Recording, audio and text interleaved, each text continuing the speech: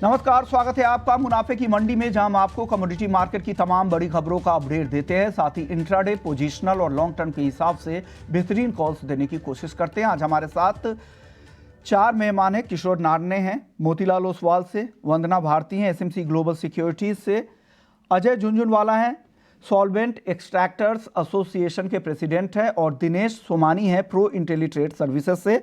आप सभी मेहमानों का बहुत बहुत शुक्रिया, आपने वक्त निकाला। चलिए शुरुआत कर लेते हैं सबसे पहले गोल्ड और सिल्वर में, जहां पर काफ़ी सीमित दायरे में कारोबार हो रहा है। वंदना जी, क्या हो रहा है? सोना 62,000 के आसपास और चांदी 71,000 के आसपास, क्या करना चाहिए इन लेवल्स पे, और क्या गोल्डन रूल्स है आज के लिए, कैसे ट्रेड करें? जी विश्वमोहन जी, 2-3 चीजें यहाँ पे काफी इंपॉर्टेंट है। एक है कि आज पे बहुत ज्यादा कोई इंपॉर्टेंट ट्रिगर नहीं है, लेकिन डॉलर इंडेक्स 103 से ऊपर ट्रेड हो रहा है। दूसरी चीज है कि कल का जो डेटा है वो काफी इंपॉर्टेंट है, चाहे यूएस जीडीपी का हो, कंज्यूमर ड्यूरेबल्स है, चाहे जॉबलेस क्लेम है, ये सारे डेटा यूएस में वीक होके आ रहे हैं। तो मेरे ख्याल से एक फायदा यहाँ पे गोल्ड को मिलता हुआ दिख सकता है। इसकी वजह से हम लोगों ने देखा है कि गोल्ड में बहुत ज्यादा फॉल यहाँ पे नहीं आया है, और करीब करीब 62,000 का लेवल जो है वो ये मेंटेन किए हुए है। मेरे ख्याल से एक टेक्निकल लेवल यहाँ पे पार होता है तो बाइंग करनी चाहिए। 62,100 के करीब एक बाइंग रिकमेंडेशन रहेगी। शॉर्ट टर्म में मुझे लग रहा है कि प्राइसेस एक बार 62,400 के करीब आ सकता है। स्टॉप लॉस यहाँ पे लगा के चलना होगा 61,950 का। साथ में मुझे लग रहा है कि सिल्वर में भी एक तेजी यहाँ पे थोड़ी सी बनी रह सकती है, क्योंकि अगर देखा जाए ऊपर की तरफ तो सिल्वर में, बेस मेटल में भी तेजी है, गोल्ड में एक तेजी यहाँ पे एक्सपेक्टेड है। तो मेरे ख्याल से सिल्वर में भी यहाँ पे 500 से 600 रुपए तक की जो तेजी है वो यहाँ पे इंट्राडे में देखने को मिल सकता है। ₹100 से 600 रुपए तक की तेजी चांदी में, और गोल्ड यहाँ जो करंट लेवल आपके स्क्रीन पर दिख रहा है उससे 130-140 रुपए और ऊपर जाएं तब आप खरीदें 62,100 के लेवल पे। 62,400 का टारगेट रखें और 61,950 का स्टॉप लॉस उस ट्रेड में लगाए। सोमानी जी, आप बताइए गोल्ड सिल्वर ट्रेडर्स के लिए क्या करना चाहिए आज? जी, गोल्ड के मुकाबले सिल्वर थोड़ा मुझे आज ज्यादा बेटर लगता है। मुझे लगता है कि अगर 72,200 के ऊपर, अगर 71,200 के ऊपर सिल्वर अगर निकलती है तो मुझे लगता है उस ब्रेकआउट पर बाय करना चाहिए। आई एम सॉरी, 71,200 के ऊपर, 71,200 का ब्रेकआउट है। 71,200 के ऊपर अगर ये निकलती है, मुझे लगता है 72,500 के लेवल्स भी हमें देखने मिल सकते हैं, और नीचे में 70,500 का इसमें स्टॉप लॉस मेंटेन करना चाहिए। जबकि गोल्ड की अगर मैं चाल देखूं तो एक सीमित दायरे में चल रहा है, और बहुत सारे डेटाज जो अवेटेड है उसके हिसाब से अभी ये रेंज बाउंड एक्टिविटी हो रही है। फिर भी 61,900 का लेवल गोल्ड का बाय करने का ही लेवल रहेगा। 62,240 का इसमें लक्ष्य रहेगा, और मुझे लगता है कि 61,740 का इसमें स्टॉप लॉस मेंटेन करना चाहिए। ओके, तो 70,500 का स्टॉप लॉस, 71,200 के ऊपर जाने में चांदी इनको लग रहा है खरीदारी करनी चाहिए दिनेश जी को। कच्चे तेल की बात कर लेते हैं। कच्चा तेल, हालांकि दोनों तरह की खबरें हैं। एक तो सप्लाई लगातार यहाँ पे कई देशों से बढ़ी है, नॉर्थ डाकोटा से भी खबर आ रही है कि वहाँ पर भी सप्लाई अब वापस से जो कम हो रहे थे फिर से सब शुरू हो जा रही है। और साथ ही शरारा ऑयल फील्ड, जो लीबिया का सबसे बड़ा ऑयल फील्ड है, वहाँ पर भी वापस से प्रोडक्शन शुरू हो गया है। जो वहाँ पे प्रोटेस्ट चल रहे थे उससे सप्लाई में दिक्कत हो रही थी, तो रोजाना 3 लाख बैरल की सप्लाई वहाँ से शुरू हो जाएगी। लेकिन जो गल्फ में जिस तरह की चिंताएं हैं, वहाँ पर तनाव है, यूएस की तरफ से जो रिटेलिएटरी एक्शन लिए गए हैं, तुर्की में जो ईरान से जो सपोर्टिव जो वहाँ के मिलिटेंट ग्रुप थे, वहाँ पर कार्रवाई यूएस की तरफ से की गई है, क्योंकि इससे पहले उन्होंने इराक के फोर्स, इराक में जो यूएस का जो फोर्स है उसके बेस पर हमला किया गया था उन मिलिटेंट ग्रुप की तरफ से, उसके जवाब में ये कार्रवाई यूएस की तरफ से की गई है। इन दोनों खबरों के बीच में किशोर सर, आपको क्या लग रहा है, कच्चे तेल की चाल किस तरह की रहेगी, क्या करना चाहिए आज? मॉर्निंग विश्वमोहन, आई थिंक सी यहाँ पे यस, रेड सी का जो टेंशन है वो थोड़ा बहुत सपोर्ट कर सकता है, बट फंडामेंटली अभी भी स्टोरी तो डिमांड के साइड पे है। डिमांड वीक है, डॉलर स्ट्रांग है, और हालांकि जो मार्च का जो रेट कट का जो एक्सपेक्टेशंस दिन बर दिन घटते जा रहे हैं, मेरे हिसाब से तो एक्चुअली रेट कट शायद होगा भी नहीं है मार्च में। सो देन हम लोग पूरा 2024 के लिए 2 रेट कट का जो रिप्राइसिंग होगा मार्केट में, जो मार्केट अभी तीन रेट कट का जो समझ कर चल रहे थे, अभी शायद 2 रेट कट का ही आएगा। तो वो एक्चुअली डॉलर को मजबूती का जो इसका सपोर्ट कर रहे हैं। सो ओवरऑल जो मार्केट है वो थोड़ा सा वीक ही रहना चाहिए शॉर्ट टर्म में भी। बट बिकॉज यहाँ पे जो रेड सी का जो टेंशन जो है वो एक रिस्क फैक्टर जो है वो प्रीमियम को ऊपर रखेगा, बट फिलहाल के लिए मैं तो सजेस्ट करूंगा एटलीस्ट एक पुट ऑप्शन खरीद के चल सकते हैं rather than straight away futures में इसमें बिकवाली करने से अच्छा है। में बिकवाली करने से अच्छा है कि पुट ऑप्शंस आप यहाँ पर खरीद कर जाए। किस स्ट्राइक की पुट ऑप्शन खरीदे किशोर सर? आई थिंक यहाँ पे जो सपोर्ट है आपको 6100 6120 6050 के आसपास का जो सपोर्ट ऑप्शंस है, तो 6000 का जो पुट है वो आपको अराउंड लेस देन 80 रुपीज के आसपास मिल रहा है अभी, तो 6000 का पुट ऑप्शन आपको खरीद के चल सकते हैं। एंड वो लेवल अगर ब्रेक हो जाता है तो आपको काफी हद तक आई थिंक 100-150 रुपए का डाउन साइड आपको दिख सकता है। खरीदे। आप क्या सलाह देंगे दिनेश जी?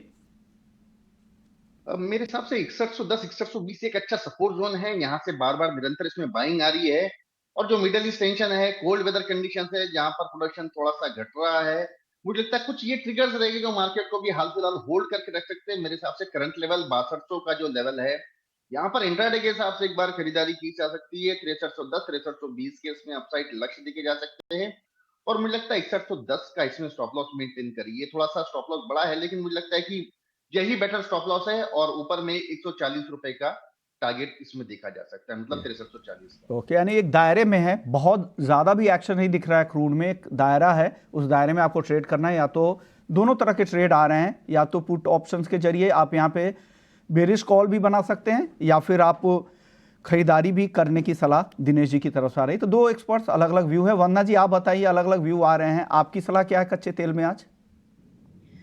मुझे लग रहा है विश्वमोहन जी, सप्लाई डिसरप्शंस थोड़ा सा यहाँ पे डोमिनेटिंग होता जा रहा है, और डिमांड जो है वो एज यूजुअल यहाँ पे थोड़ी सी कम है। तो मेरे ख्याल से इन्वेंट्री डेटा अगर यहाँ पे कम होके आता है तो एक एडिशनल यहाँ पे प्रीमियम आता हुआ हम देख सकते हैं। क्रूड ऑयल में बहुत ज्यादा तेजी इसमें नहीं है, लेकिन 6190 के करीब यहाँ पे एक सलाह रहेगी बाइंग करने की। 6230 का टारगेट होगा, 40 रुपए का टारगेट लेके ही चलना है यहाँ पे। जो स्टॉप लॉस है वो 6170 का होगा। मुझे लग रहा है कि एक लिमिटेड अपसाइड जो है वो देखा जा सकता है क्रूड ऑयल प्राइसेस में आज। ओके, लिमिटेड अपसाइड है, दायरा है, काफ़ी समय से दायरे में है, ये ध्यान में रखिएगा। इसलिए कि जिस तरह के, जिस स्केल की खबरों का इंतजार रहता है क्रूड का, वो खबरें नहीं मिल रही है, छोटी छोटी खबरें हैं, तो इस वजह से बाहर एक दायरे में ही कारोबार हो रहा है। चलिए अब गोल्ड सिल्वर की बात किशोर सर से कर लेते हैं। क्या लग रहा है sir, bond yield, dollar index वापस से तेज हो रहे हैं? हालांकि बहुत ज़्यादा खबरें नहीं है मार्केट में। अब कल यूएस में चौथी तिमाही के जीडीपी डेटा आने वाले हैं, और शुक्रवार को फिर पीसीई के नंबर आएंगे। इन खबरों के बीच क्या करना चाहिए गोल्ड और सिल्वर के ट्रेडर्स को? अगेन आई थिंक यहाँ पे जो खास करके जैसा आपने बताया कि बॉन्ड यील्ड 4.1% के आसपास है 10 ईयर का जीसेक यूएस का, वापस डॉलर इंडेक्स 103.50-60 के आसपास आ गया। तो यहाँ पे जो है आई थिंक डॉलर का जो मजबूती है वो थोड़ा बहुत most of the commodities, all the commodities including base metals, precious metal, सब कुछ की थोड़ा सा इसमें दबाव में रख सकता है शॉर्ट टर्म में। बट अगेन जियोपॉलिटिकल जो टेंशन है वो थोड़ा बहुत अंडरपिन करेगा। सो एक रेंज बाउंड मार्केट आप एक्सपेक्ट कर सकते हैं। नीचे से थोड़ा बहुत जो रिकवरी आया था वो भी मिडिल ईस्ट का जो टेंशन की वजह से आया है। तो मेरे हिसाब से जो मंथ एंड का जो फेड पॉलिसी मीटिंग है उसमें रेट को चेंज नहीं होने वाला है। सो मार्च का ही एक्सपेक्टेशन अभी 40% के आसपास आ गया। तो यहाँ पे कुछ ना कुछ आई थिंक शॉर्ट टर्म में यहाँ पे वीकनेस ही रहेगा। सो गोल्ड में 62,200 के आसपास मैं इसमें बिकवाली का सलाह दूंगा। 62,400 का स्टॉप लॉस मेंटेन कर सकते हैं। टारगेट आप रख सकते हैं 61,650 के आसपास। और जहां तक सिल्वर की सवाल है, आई थिंक 71,300 के आसपास इसमें बिकवाली का राय हो सकता है। 71,700 का स्टॉप लॉस मेंटेन करना चाहिए, और नीचे में 70,700 के आसपास का आपका टारगेट हो सकता है। ओके, चलिए अब गोल्ड सिल्वर के बाद अब बेस मेटल्स की बात कर लेते हैं। बेस मेटल्स में आज सभी मेटल्स में आधे % के आसपास की तेजी है। लेड 183 रुपये 40 पैसे, जिंक 225 के ऊपर, एल्यूमिनियम 204 रुपये के बेहद करीब, और 725 रुपये के आसपास कॉपर का।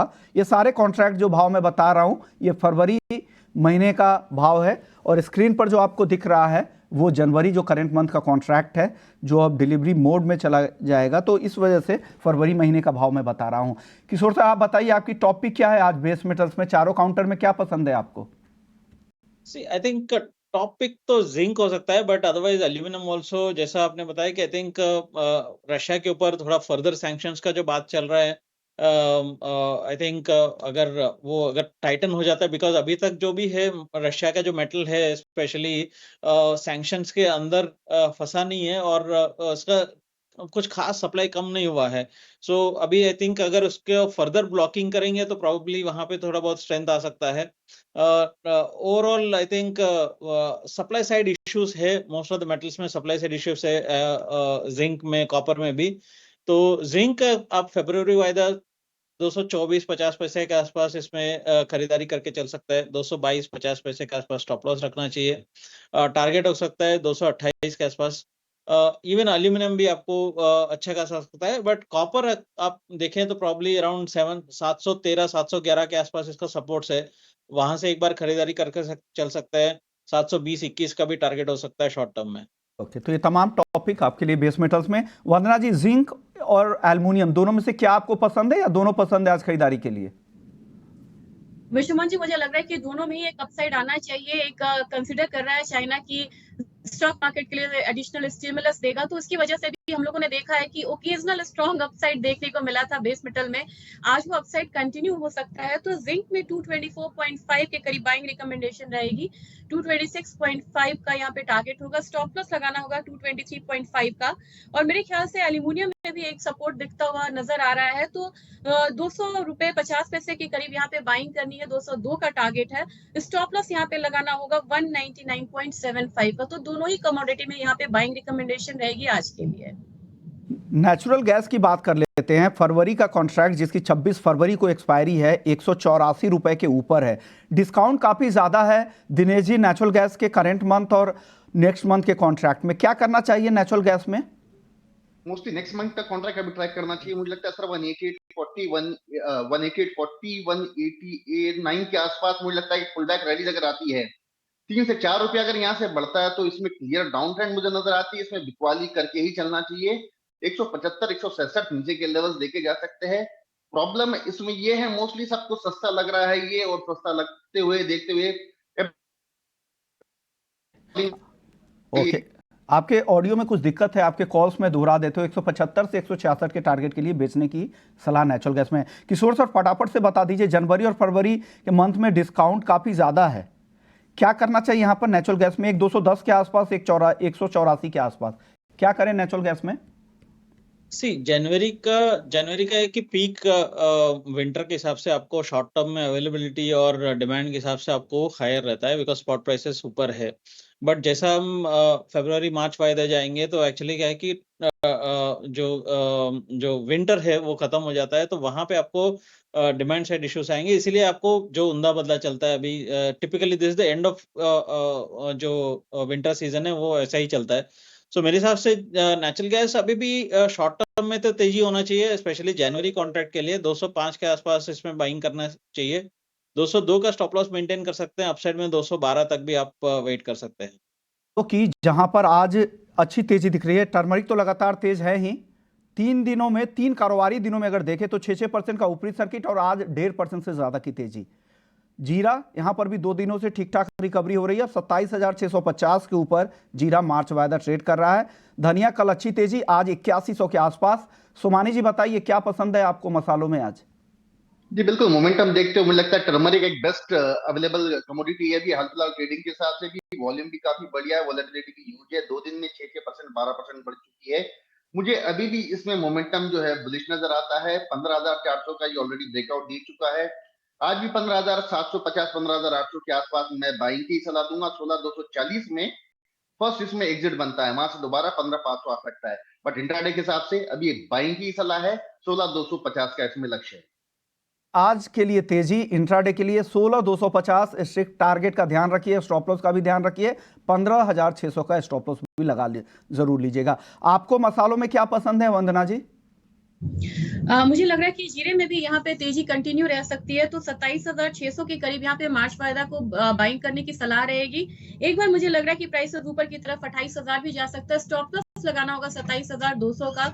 साथ में मुझे लग रहा है कि टर्मरिक में भी एक बार 16,200 से 16,300 तक का जो लेवल है वो देखने को मिल सकता है, तो दोनों ही कमोडिटी में बाइंग करके चल सकते हैं। 27,200 का स्टॉप लॉस जीरा के लिए और हल्दी के लिए भी। सोमानी जी 10 सेकेंड में बता दीजिए ग्वार सीड ग्वारगम क्या करें आज?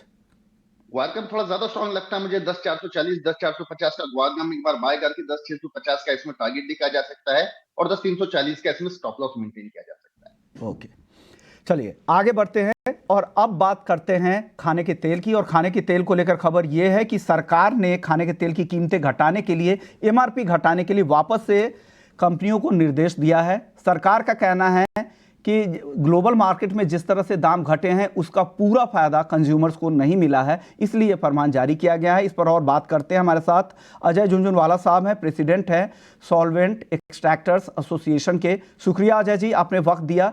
सर क्या हो रहा है, क्या निर्देश दिया गया है सरकार की तरफ से और आपका रिएक्शन क्या है? सर गवर्नमेंट चाहती है कि एमआरपी के हमारे जो प्राइसेस हैं वो कम और ज़्यादा किए जाएं, जो भी मैन्युफैक्चरर्स हैं उनके द्वारा।